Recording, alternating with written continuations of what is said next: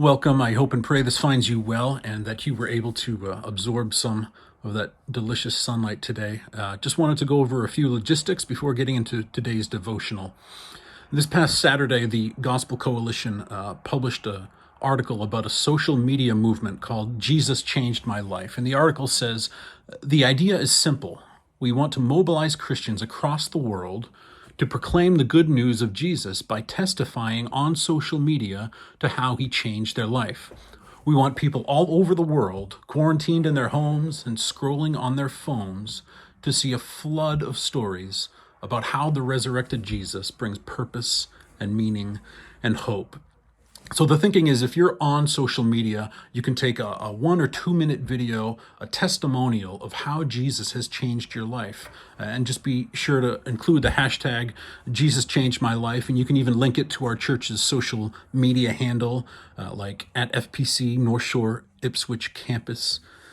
We have long social media handles here, and post it this week so that messages of gospel hope intersecting with people's lives are spread across these forums where people are spending a good deal of time these days. Keep your eyes and ears open, and you'll probably get an email with some more explanation and probably a link as well. Secondly, Hannah Cohen and Julie Zook have taken it upon themselves to do a really cool project. They've begun recording some videos of psalms set to different hymn tunes. I was talking with Hannah, and she's describing how singing these psalms just implants the truth of them deeper and deeper into your heart. So their desire is that it would be a resource people in the church could use, they could listen to, or maybe even sing along with. So if you go on our YouTube channel, the church's YouTube channel, on the right you'll see featured channels, and the bottom one is FPC bonus features, and that's where you'll find this week's recording, Psalm 118, the psalm Greg just preached on. Today's devotional, I wanted to talk about a famous proverb that you may well have memorized. It's Proverbs 3 verses 5 and 6, and it says this: "Trust in the Lord with all your heart, and do not lean on your own understanding. In all your ways acknowledge him, and he will make your paths straight." Some of you may remember the last time we had a Sunday school class in the sanctuary all those weeks ago, and Greg did a presentation and actually ended with this verse. And there was some discussion about how we understand this passage with regards to identity, to behavior, to work that God has promised to do in us, to work that maybe we wish he would do in us and he hasn't done yet, right? What does it mean to trust God with all your heart? I remember Jeremiah 31 was brought up, right? About God writing his law in our hearts. Is this verse in Proverbs talking about new life, new affections? Is it talking about where we get our truth from, believing in God's truth, or the truth of someone else? Is it about epistemology? Is it talking about emotions? If I were to say to you wholehearted obedience, what does that conjure up in your mind? Is it effort? Is it conviction? Is it desires?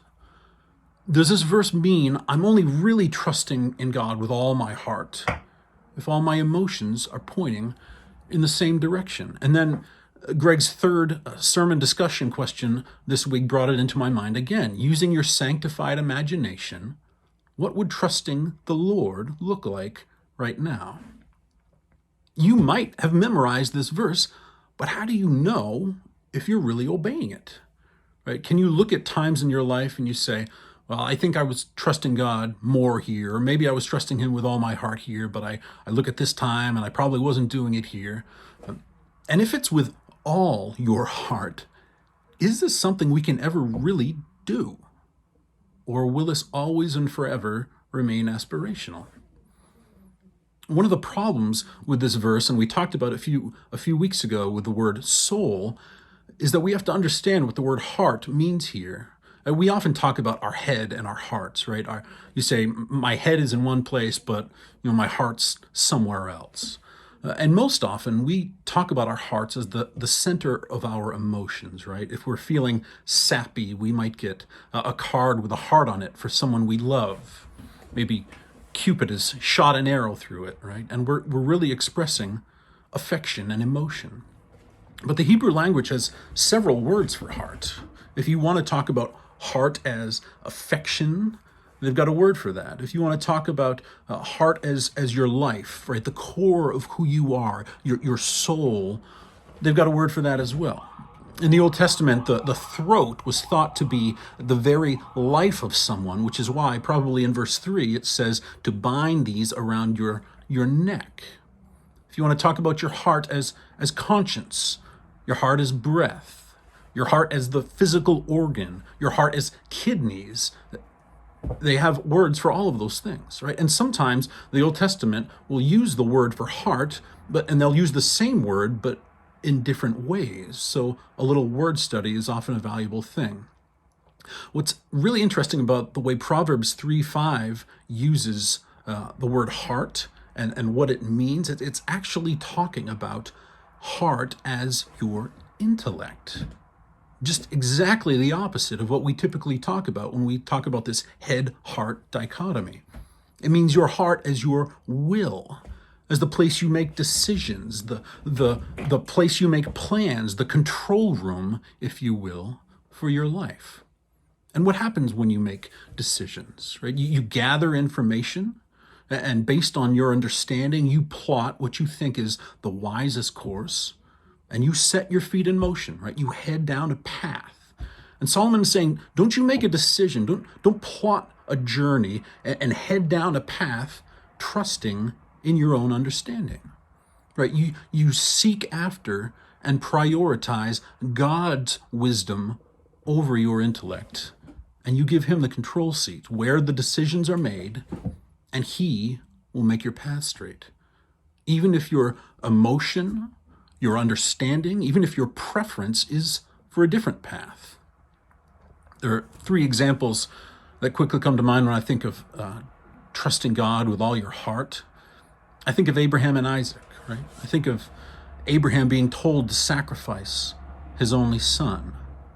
Do you picture Abraham setting out to do that act with maximum effort and zeal and emotions all in agreement, desiring to do it? Because I certainly don't. But the control room of his mind and his will said, I am trusting in you, God, more than what makes sense to me. And he loved God with all his heart in that moment. I think of the disciples in Luke 5 when Jesus tells them to go out into the deep and cast their nets down, and Simon says, Lord, we've been doing this all night and we've got nothing. And he knows from years of experience that nighttime is when the fishing is good, right? He's saying, this doesn't make any sense to me. But I'm trusting in your word, in your path, in your plan, just the same. Ultimately, I think of Jesus and I picture him in the Garden of Gethsemane praying, is there any other way? Right? I don't want to do this. My will is to do something else. But here's the key, and here is the heart of every true prayer. Not my will, but your will be done. Jesus' emotions weren't all lined up in the same direction. I mean, he says his own will was to do another plan. But the defining feature of trusting the Lord with all your heart, the way you can know that you are obeying Proverbs 3, 5, and 6, is when you can say, not my will, not my plan, not my understanding, but yours. You take the controls, and I will walk down the path you are calling me to, even if I don't understand it right now. That is a heart that's trusting in the Lord. Because how do you chart a path when you don't know what lies ahead? Right? Your map ends and you're not sure. I feel like every day is a reminder that we're almost writing this playbook as we go, or flying a plane as we're building it, right? God has given us minds and wisdom that we ought to use, certainly the counsel of others, but there is much he doesn't reveal to us ahead of time. Are we going to trust in our best guesses or in the God who promises to make our paths straight when we daily, consciously give him the controls? So what would trusting the Lord with all your heart look like in your life right now? I don't know the answer, but it is a great question to discuss.